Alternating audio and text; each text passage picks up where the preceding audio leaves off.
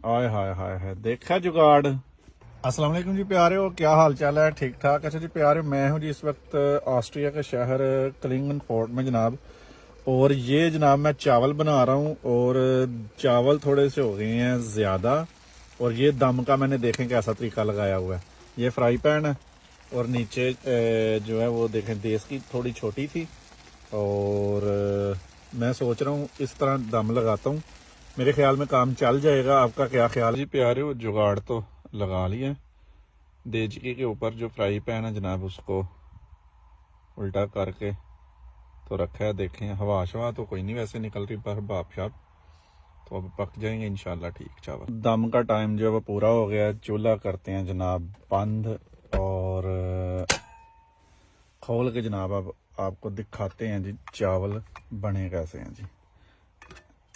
आय हाय हाय हाय, देखा जुगाड़, इसको कहते हैं जुगाड़। चावल बेहतरीन जी। अभी प्लेट में डालते हैं, दिखाते हैं। लें जनाब चावल, देख लें जनाब, ज़बरदस्त।